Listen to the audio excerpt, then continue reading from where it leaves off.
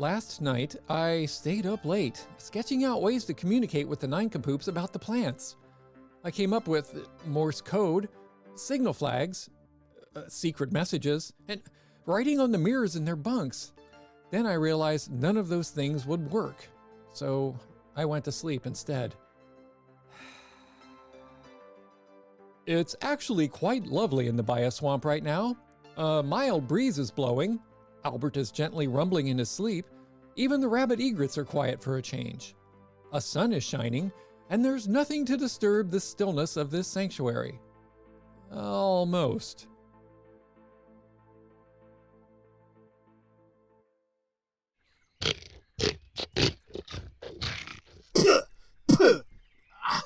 Come on now, y'all. Enough of this. I'm tired of eating marigags and bitter cups and holly hurls, and don't think I don't hear you giggling over the kidney phone. Someone down there on Earth better be getting some science from all this. Monsieur le Zebra. Greg is fine. Please excuse the drooling. I'm snacking for science today, and I believe something I ate was kind of toxic. What can I do for you? Are you certain you are all right? Your tongue is quite turquoise. Oh, ignore that. It's covered in layers of litmus paper. If it starts to go bright red, would you mind feeding me some of the baking powder in my saddlebag? Oh, and if you could speak on my left side, that'd be a big help. There's a potato in my right ear at the moment. Very well. Why the potato? Testing it as a backup power source. Swamp taters seem to have a bit more kick to them. I see. Ah! One of your eyeballs is rolling. Seismograph. You're measuring earthquakes. On a spaceship? Rapid detection system for engine malfunction. Ship vibrates differently when there's a spanner in the works, or Howard's arm. That one was my idea. Let me know if it really starts rolling. It is most disconcerting. However, this leads me to my point. You are our only connection with the Earth that is working at the moment. Is that right? I believe so, for now. What if you were to have some sort of accident? I beg your pardon. Do not be concerned, Monsieur Le Zebra. I realize when an assassin of my caliber asks such a question, it can cause some discomfortableness. I merely ask in the case of an emergency. And how soon should I expect this emergency? You are too suspicious. If I may be so bold, mon Greg, it is only that I find I have developed feelings for someone. You see? I see.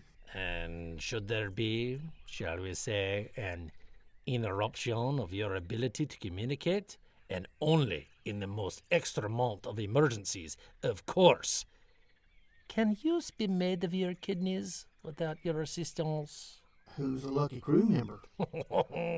Ah, now, a gentleman does not speak of such things.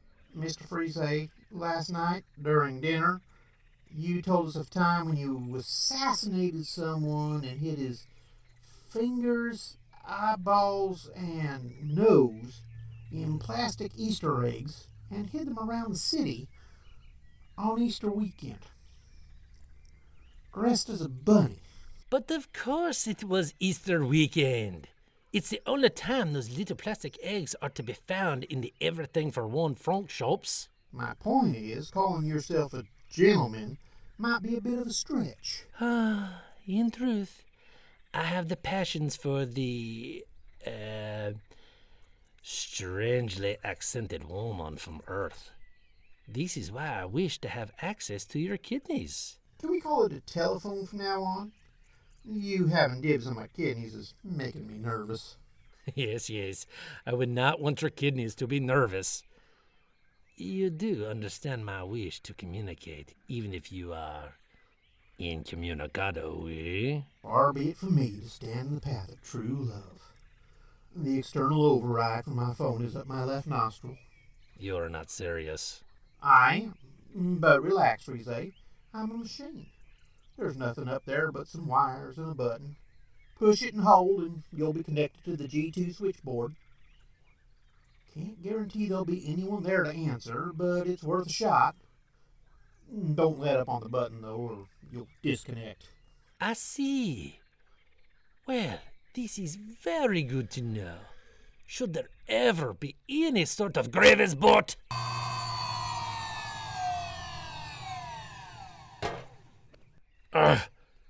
Merde. Why must you go to sleep with your snoot nearly touching the ground? This is most awkward. Perhaps if I lie down, I should have said your password in a less squelchy place. Bien. Now, was it the left nostril or the right? Mon Dieu, why did I not listen more closely? Who knows what might be up the wrong side? Well, bon chance to me. Oh, your face is very long and heavy, monsieur. Oh, I am up to my elbow already, and there is no button here. There. What is that? That had fur. Wrong side. Oh, Monsieur Le Zebra, I'm suddenly unfond of you. All right. La gauche side. Okay, going very carefully now. Up, past the elbow. Oh, nothing furry or with the teeth. Le bouton. Good morning, Gated Galaxies. May I have your credit card number, please? What? You're already in debt to G2 for 4 letters and a question mark, sir. May I advise that the next thing you say should be a credit card number? I am trying to contact Monsieur Sweathers. I do not have a credit card. You don't have a credit card? In that case, you are able to lower your already sizable debt through hard labor. Shall I put you down for coal mining or teaching high school English? What are you saying? What is this? Sir, your phone bill is now large enough to impoverish your grandchildren. You may be able to relieve some of their suffering through organ donation. I hear from your accent that you are French, so we aren't able to accept your liver. A kidney or lung will gain you nearly 800 credits. This is incroyable. Get me Monsieur Sweathers tout de suite. For every word I'm forced to translate, you incur an additional fee. May I suggest you stick to English? Mr. Suthers is a patriot, sir. I am lying on my back in a swamp with my arm up to my shoulder in a zebra's nostril. What you do in your free time is entirely up to you, though if you insist on confiding in me, there will be an additional confidentiality surcharge. This is ridiculous. Stop this nonsense speaking at once. This call is now entering Zone 2, and all fees double in Zone 2. Zone 2? You're catchy. That costs extra. Find Monsieur Sweathers and tell him I have found his dog. Sir, hang on. His dog? Yes. The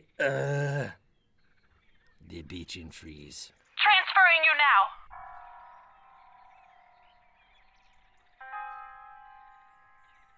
Wood? A gentleman on the phone for you, sir. He says he has found your dog. What? Cuddles? Perhaps another time, sir. Oh, for God's sakes, just patch him through.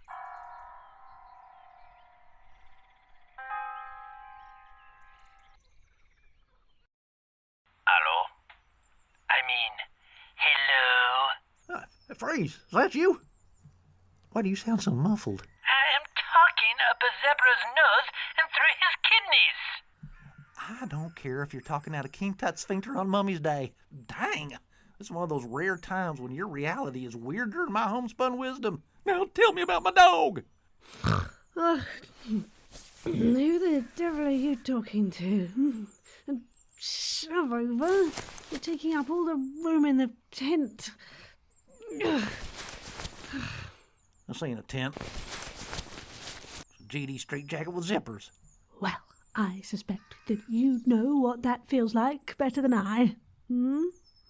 What exactly are you implying? Implying. You're implying on my pajamas. Would you two shut up? We're trying to lay low, remember? I am lying on the ground on an inflatable sleeping pad that was blown up by a lazy, one-lunged lackey with asthma. I cannot lay much lower. You blow it up next time.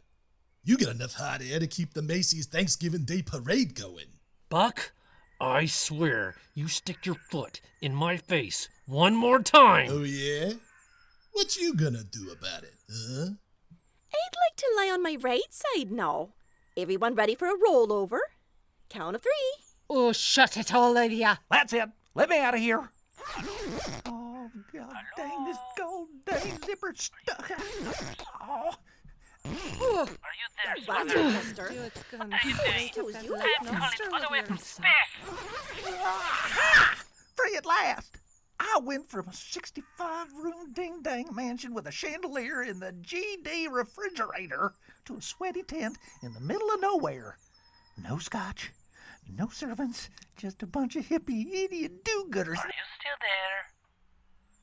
I am talking up a zebra's nose. This is ridiculous. Remember, there are bears out there. Why, Mrs. Sheffield, are you expressing concern for my well-being? No, I just want you to step away from the tent so it only eats you and not the rest of us. Go on, step away. Huh. Hilarious. Frise, you still there? Tell me about Cuddles. That is odd, but very well.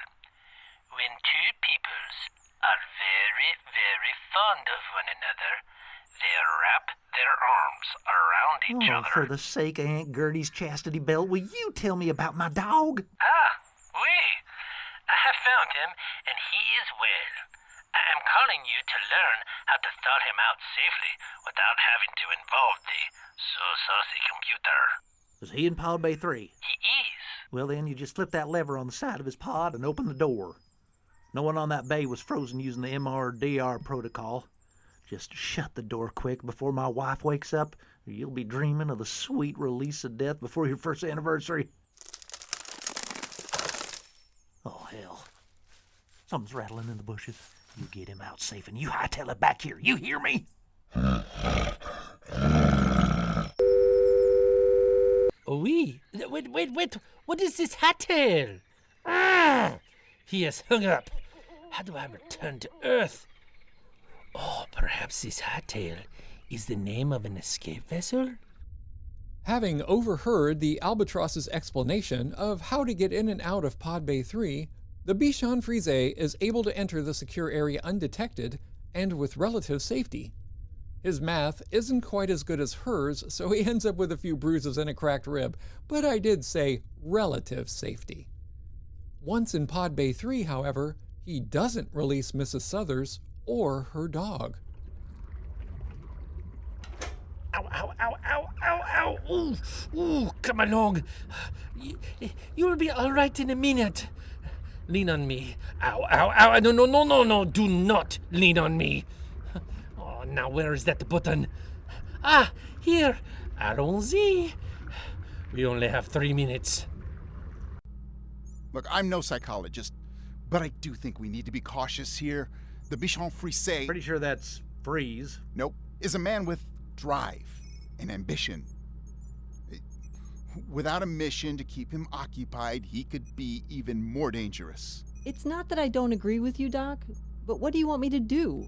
I can't exactly offer up one of the crew as a target to keep him busy, much as I'd like to. You know, asides don't really work when you're standing this close to me. I can still hear you. So, what do you suggest? Standing farther away. Don't be silly. I mean, what do you suggest about Frise? You need to give him something to do. Something that doesn't involve killing anyone. Like what? I'm pretty sure that's all he knows. The Bichon Frise. Pretty sure. May I? Just saying. Thank you. He is extremely arrogant, so whatever you tell him to do, it needs to feel important. Vitally necessary, even. That sounds like a really bad idea. It doesn't have to be important. It just has to seem important. So, like being the captain then? Hey! You got any suggestions, Dr. Theo? I do, actually. One that both seems and is critically important, but also keeps him constrained so he can't do any damage. He could be my research assistant. Wow. I know. It's at considerable sacrifice, as he'll no doubt slow me down exponentially, but I'm prepared to, as they say, make one for the team. Make one? Make one what exactly? A sacrifice. Good heavens, Joe, stay up with the modern vernacular. Yeah, okay, I'll try that. Okay. What would you have him do? I'm sure I can find him something. I spotted him this morning lying on his back in the bioswamp with his arm up the zebra's nose. Clearly, Frise has some rudimentary scientific instincts. Frise had his arm up Greg's nose? Why? I have no idea. I don't think I want to know. I can only surmise Frise was gathering some sort of information. Yeah, I'll bet he was. I vote yes. Absolutely and immediately now. You do? One less person for me to keep track of?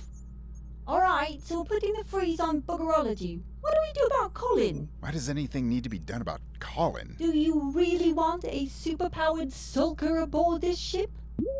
We've got to do something about Colin. I wasn't aware there was a branch of science called boogerology. Have you never heard of Professor Curtis Armstrong? Captain, we need to get Colin into a healer pod instantly. What's wrong with him? Now. Shh, wait. Is he here? Colin? Colin? He's in his bunk. His left cheek showed up today and he's too embarrassed to come out. Why, does he need to shave? Well, it wouldn't hurt, but he might have a hard time doing it. Hard to shave what you can't see. I thought you said it showed up. Why can't he see his cheek? Very funny, Olivia. What? Oh! All right.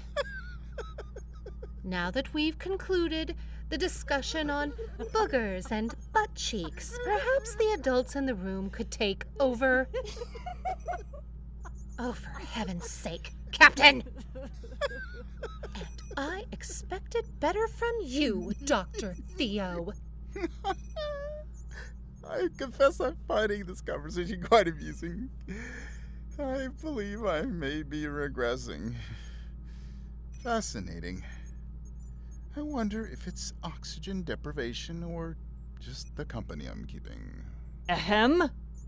What's wrong with Colin? Please give him something to do. There is only so much besotted adoration I can handle before I change my mind and I just feed him to the damned plant.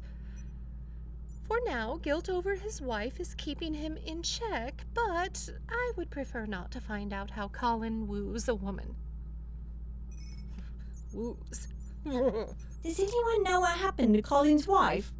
I mean, why is she alive? And did anyone actually try to kill her? And why is she in Pod Bay 3? Does it matter? Yes, it does. That's the VIP wing. It's almost entirely off my radar, except ambient temp and a few other things. And no one in there is subject to the murder protocol. I see. So, she's important. Or important to someone else. You got comms in there, right, Olivia? Didn't you talk with Colin in there? Yeah, but I can only get in there when someone with a body tag is in there as well. There's an entire room full of people with body tags in there. Platinum body tags, yes. You don't get it. Those aren't passengers like Colin or one of the others. I did a bit of prowling and discovered that Pod Bay 3 is totally independent of my life-preserving systems. And it has an automatic jettison function. So a big enough bang from, say, an apocalypse device, and it pops off like an airbag. Yeah. And, far as I can figure, it can be steered from Earth.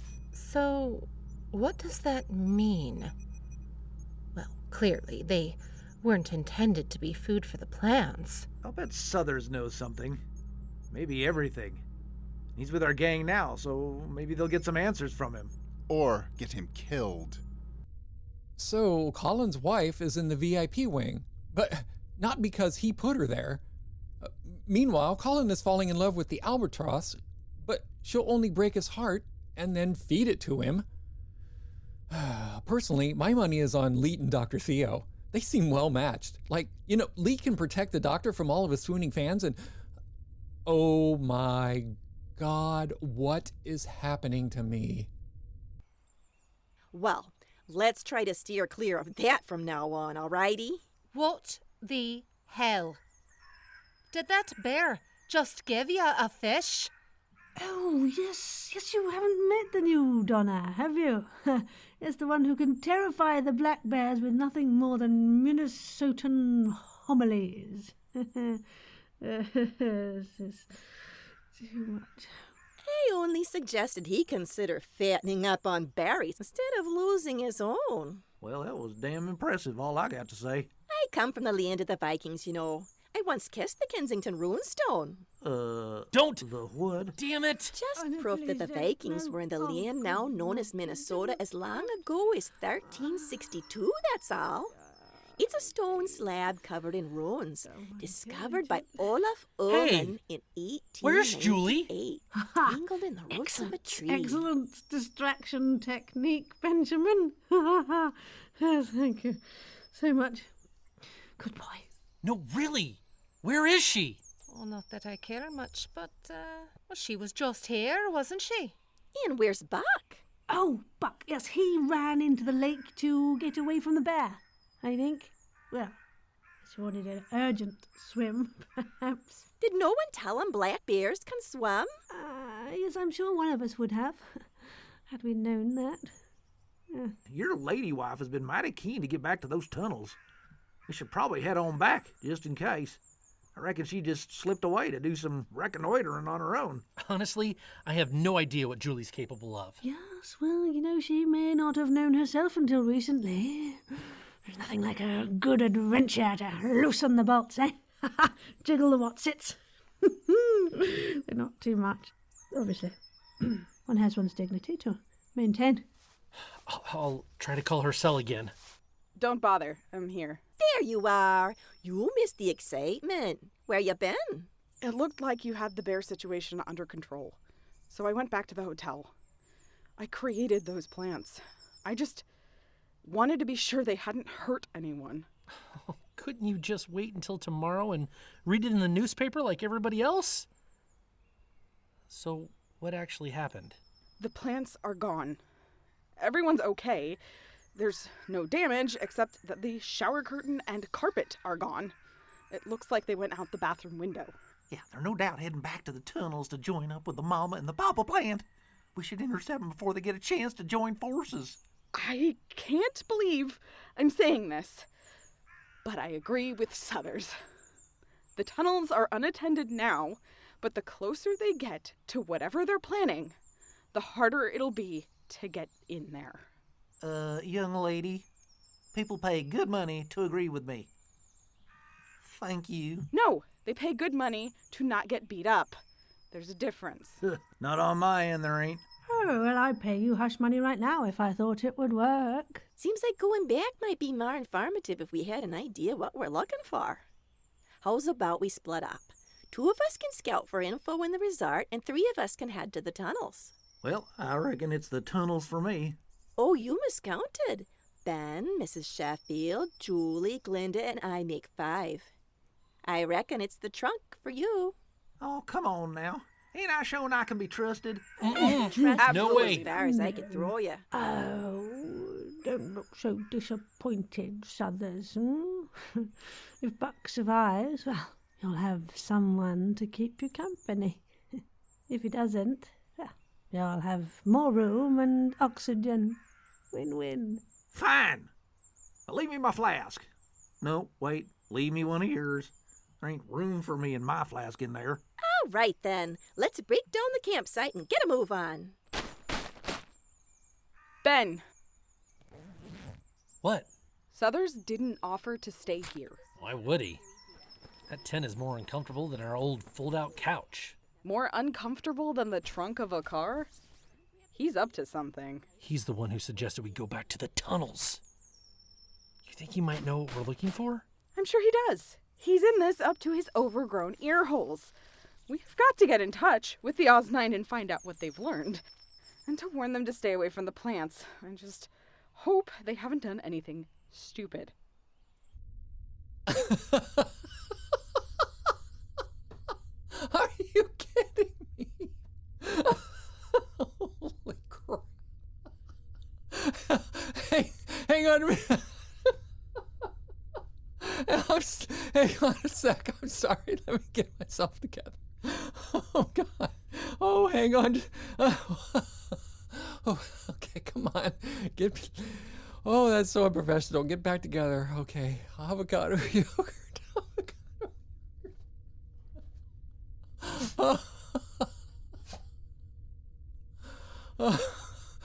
Oh, sorry. That was just... Deep breath. Center yourself. Okay. Okay, I think I'm good. Oh my God. So, Julie and company are clearly living in an alternate fantasy reality in which the crew of the Oz9 might go 10 whole minutes without doing something stupid. Meanwhile, on the ship, the crew are doing something stupid.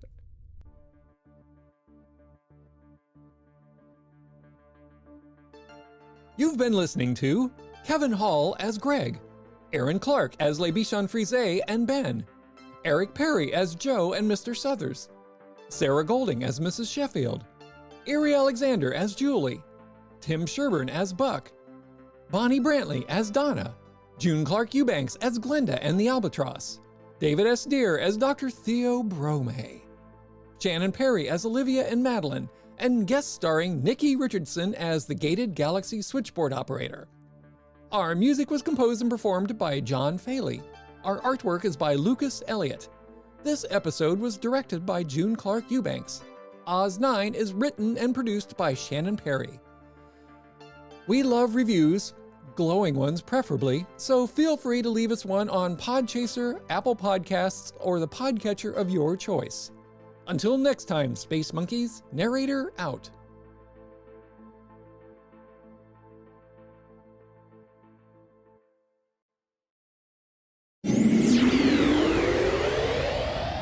Everything's fine. Everything will be fine. Everything is fine. Everything's fine. Oh, everything is fine. Everything's fine. Everything's fine. Everything is fine. Everything is not fine. Diary of a Space Archivist. The comedy sci-fi drama about family chocolate and space. Do not be alarmed. Everything will be fine.